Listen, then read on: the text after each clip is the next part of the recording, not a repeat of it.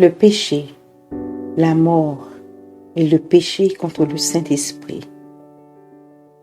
Comment vous sentiriez-vous pensant en tant qu'être humain, vivant ici sur Terre depuis 70 ans, 80 ans et même 100 ans, pensant que vous seriez envoyé en enfer pour être brûlé à cause de vos péchés? Vous seriez envoyé en enfer pour être brûlé par la commande de Dieu, par un Dieu que nous appelons Dieu d'amour, un Dieu plein d'amour, un Dieu qui est lui-même amour, un Dieu miséricordieux.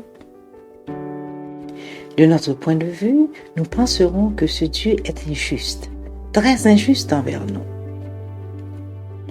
Aujourd'hui, je vais parler de péché.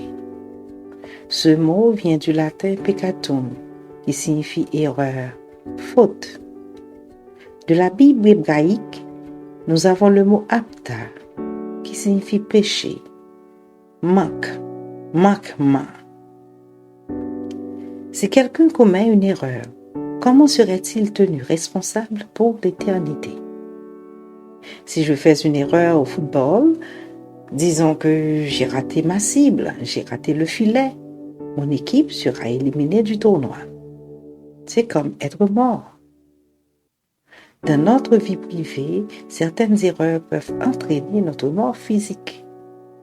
Si nous laissons une bougie allumée ou un feu ouvert sans surveillance, cela entraînerait de nombreuses conséquences épouvantables.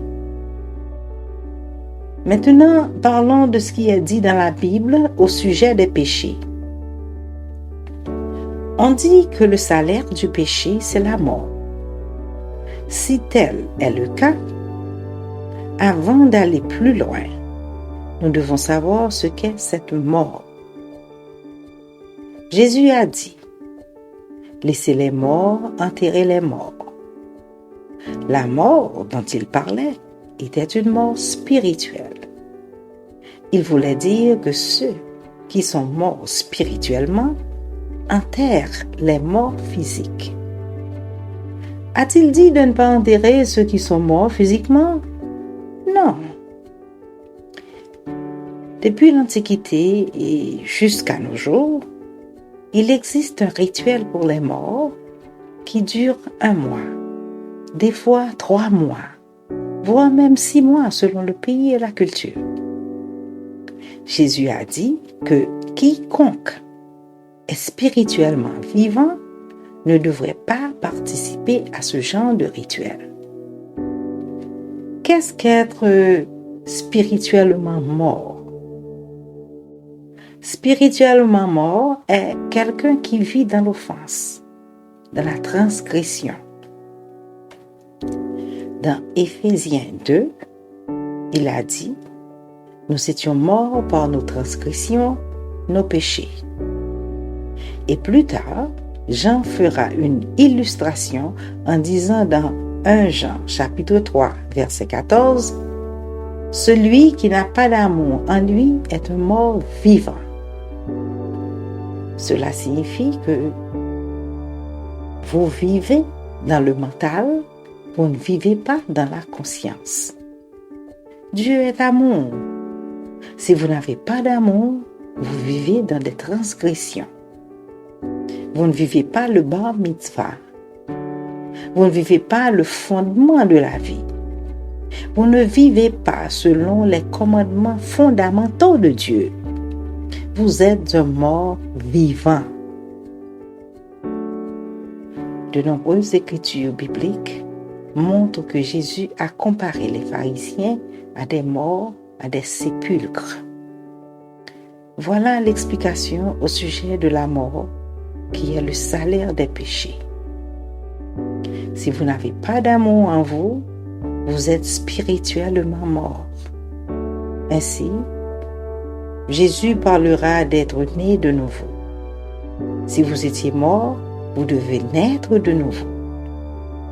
On dit qu'un pécheur peut être pardonné, mais quiconque a péché contre le Saint-Esprit ne sera pas pardonné. Dans 1 Corinthiens chapitre 2, verset 14, Paul parle de l'homme psychique. Certaines traductions disent l'homme animal. Et on pourrait aussi dire l'homme mental. L'homme psychique n'accueille rien venant de l'Esprit de Dieu. Il ne peut pas les reconnaître, car pour lui, c'est de la folie. Le mental ne sait rien de la conscience. Seule la conscience peut recevoir ce qui vient de l'Esprit de Dieu. Donc, il ne reçoit rien spirituellement. En comparaison, je dirais qu'une bouteille ne comprendra pas le cola, car ils ne sont pas du même genre, pas de la même nature. De plus, un calice contient le vin, mais ne comprend rien de sa fabrication et de son essence. Ils sont deux matières, l'une différente de l'autre. Dans la mythologie grecque, le Saint-Esprit est cyclope. C'est le 3e niveau d'intelligence. C'est la gnose. Ce sont les anges. C'est la conscience. C'est la vie. Et c'est Dieu lui-même. Vous ne serez pas pardonné si la vie n'est pas en vous. Si vous êtes un homme psychique, un homme mental, vous ne pouvez pas recevoir Dieu. Un mental a toujours besoin de Dieu. Ils ont appelé Jésus le nouvel homme, le nouvel Adam. Et Adam lui-même est appelé le vieil homme, parce qu'il est resté dans son mental. Le mental ne connaît pas sa limite. Le mental ne rend jamais les biens à la vie. Il ne comprend pas qu'il n'a aucun pouvoir. Il vit dans l'illusion, le maya. La théorie des églises est un péché contre le Saint-Esprit. Les églises parlent de la morale.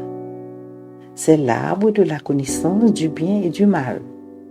La seule vraie chose à faire est de vivre selon la volonté de Dieu, ni plus ni moins. Il ne s'agit pas de morale, mais de la loi de Dieu. La morale est temporelle. La morale est culturelle. Elle varie d'une nation à une autre, d'une ville à une autre, et même d'une famille à une autre. Et aussi, elle est interpersonnelle. Elle varie selon l'ethnie et la race. Chaque groupe politique a ses propres codes moraux. Chaque secte est différente. La morale est relative. L'unique et meilleure chose à faire est de vivre la volonté de Dieu. Jésus a réduit les 10 commandements en 2. Aime Dieu de tout ton cœur, de toute ton âme et de toute ta force avec tout ce que tu as. Ensuite, aimez tous les êtres humains de la même façon que vous vous aimez vous-même. C'est ainsi que vous devrez vivre pour faire la volonté de Dieu et être pardonné.